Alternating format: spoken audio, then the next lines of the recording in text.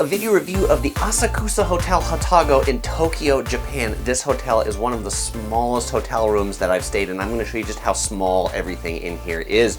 This is room 801. You know how I know it's 801? Because it comes on this little Rubik cube and says 801 and it has a key. So before I show you around the hotel, I want to show you how narrow it is. It is this building right here. This is the leftmost side of the building and this is the rightmost side of the building, 9 stories up. I think they might be expanding it next door into buildings though that look equally as narrow as the original building. So I wonder, was somebody standing here and saw a really narrow empty piece of property and said, you know what I see right there? A 9-story hotel.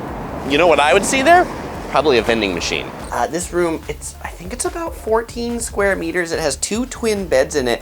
It's kind of special because it has tatami mats on the floor. If you look down here, so you have to take off your shoes when you come in, and they let you know that at the front desk. But these beds, even as twin beds, they're actually not twin beds, they're single beds. These nightstands, really tiny nightstands. I've never seen such a small nightstand. Let me come over here and show you the desk.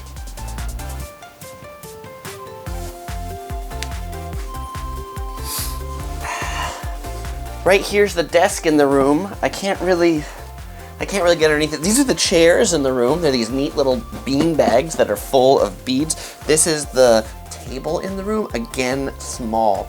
You know what else is small in the room? The refrigerator. There's a refrigerator right here in this corner. And this is like the smallest refrigerator I've ever had in a hotel room. It's just the perfect size on a hot day for Topher to go right in there. Almost. He's actually a little too big to go in there. And there's a little, this is the lamp, again, very small. The Kleenex box, right, smaller than a typical size Kleenex box. What else is small? You know what's small? The closet's small. The closet is right here. It's just a couple of hooks on the wall.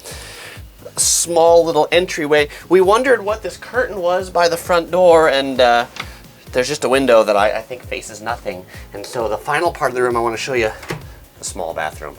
The first thing though is you go into the bathroom, it has toilet slippers. So you put your feet into here and wear these special toilet slippers to come in here into the small bathroom. I kind of want to go in the bathtub, so I need to take those slippers off. But to show you how small this is, I cannot stretch my arms across this way. The bathtub is a good deep soaking bathtub though. Sink and one of these really fancy bidet toilets to keep your rear end nice and clean. That bathtub and shower has a nice laundry string you can pull out to dry your clothes or towels. When I took a shower in this bathroom, one thing I noticed is the ceiling is really quite low. I'm 6 feet tall, and if I stand on my tippy toes like this, then I pretty much touch the ceiling. So if you're 6'3", 6'4", then you're pretty much going to have to be hunching down in this bathroom. I forgot to point out, on the small desk, there's also a really small trash can. Take a look at that right there. That's not for any big trash. They also give fabric and air freshener, so you can use this to freshen up your clothes.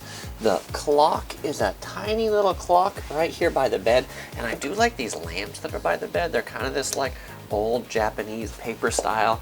And I also like behind the bed, the thing that kind of looks like the headboard, this kind of neat screen back there that does roll up to reveal a window.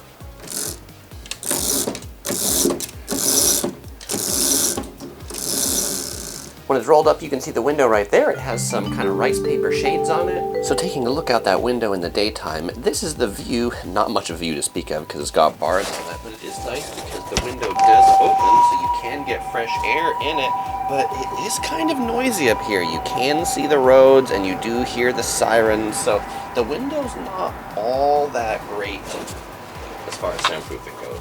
If you're getting the hotel from Asakusa Station, the best exit to take is A to B.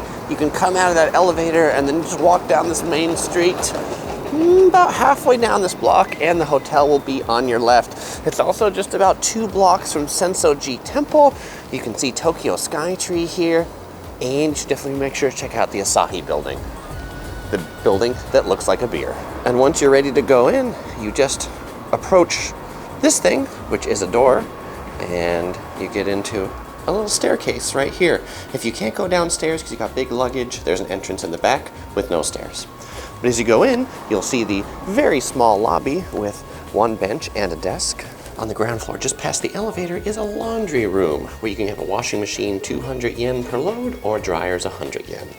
And just outside the door is a vending machine. So if you're thirsty, you can get a supply of tasty Japanese beverages. If you're looking for a beer vending machine, you'll find that up on the 9th floor where breakfast is served. The rooftop of the hotel has a small view balcony where you can see the view of Asakusa, the river down below, and the Tokyo Skytree in all of its glory, the tallest building in Japan. The rooftop deck is only open from 7 a.m. to 10 a.m., but you can ask the front desk for a key and go up there at any time. Oh, and if you want to know more about the Tokyo Skytree and what the view looks like from up there, well, I've got a video all about that. You'll find a link to that in my Japan playlist in the description below. And if you're curious what that view looks like at night, well, here it is. They've got a picture right in front of the rooftop door to show you. And they let you know the Skytree is lit up until 11 p.m. every night. Checking in, they provide you this detailed list of do's and don'ts as they highlight it as they go down and review it with you. One thing that's interesting to know is if you are checking out and then checking back in again, they can hold any luggage that you want until you check back in. Really good if you're taking some day trips outside of Tokyo. They'll hold your big bags so you don't have to carry them around. Okay, Topher, do you know what time it is? It's hotel review time. It's time for us to review the hotel. And for those of you who watch our hotel reviews regularly, you'll know we rate things on a scale of 1 to 5 Tophers. Okay, Topher, so how many Tophers is this hotel going to get? 3.5 Tophers. 3.5 Tophers. Okay, so let's talk about why it got 3.5 Tophers, the pros and the cons. So the pro, first of all, this location in central Tokyo is really great. Just a couple minute walk from Asakusa Station, near Sensoji, in the shadow of the Skytree, and that walk from the train station, it's like half a block or something. It's really quick if you know that elevator to go out of, which I showed you earlier. So that's really nice. And it's really nice because the price is really, really inexpensive. 14,000 yen, the equivalent of 140 US dollars, maybe even a little less. It's really nice for a hotel that feels new, feels clean, just had a great vibe to it. Now, what are the cons for this hotel? Well, it's small. So if you're not prepared for a small room, then this might be a shock to you. And so I should mention that this 3.5 Topher rating is for a hotel that's in Tokyo. Tokyo hotels are small. They can be expensive if they're big. And so this rating doesn't really compare to a rating that we've given to hotels in Las Vegas, where, you know, we'll give 3.5 Tophers to a hotel that's 10 times the size, because that's just how it is in Las Vegas. But this is fairly typical size, and the price is really good here. Included in the price was complimentary breakfast. There's a really cheerful breakfast room up on the 9th floor of the hotel. This hotel has 9 floors total, and each floor has 4 rooms, except for the top floor, which has 2 rooms, and then a little breakfast area. You get a choice of Japanese breakfast or Western breakfast. We picked the Japanese breakfast, which was actually quite tasty, and I would say beats a Residence Inn breakfast any day.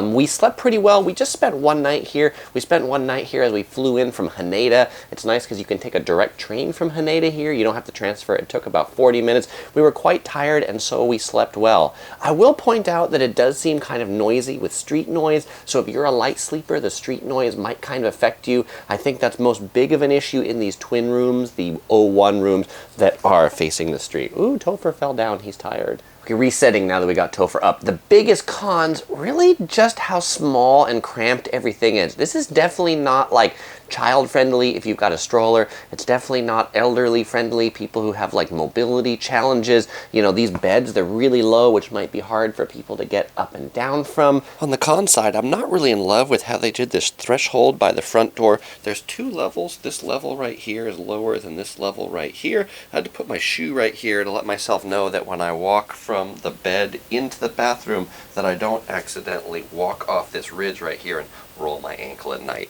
Also, the bathroom door, and this is typical for Japanese bathroom doors, has like an inch at the bottom, so any noises or sounds or things like that come right through that. And speaking of the beds, I did say we slept well.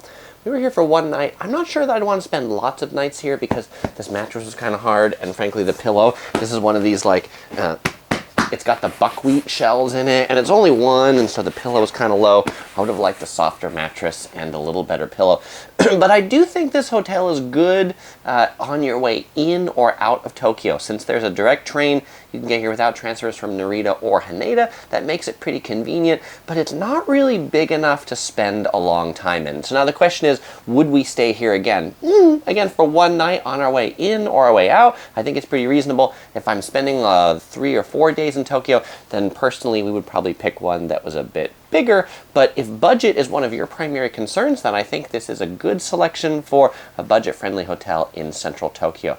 Oh, and one more note. I mentioned this location is really great. If this hotel is a little too small for you, there's actually a lot of hotels in this Asakusa neighborhood. So take a look at some others. You might find some other ones that have a little bigger rooms. And this hotel, it actually has one room that's a little bigger than this one. They have a deluxe twin room that's 3 more square meters. But if you want to book that one, you have to email them for availability. Now that being said, we've got a lot more videos on Tokyo. We've even got more video reviews of other hotels in Tokyo. So if you want to check those out, you can click right here, or you'll find links in the description below. As usual, we won't say goodbye because we'll see you in the next video.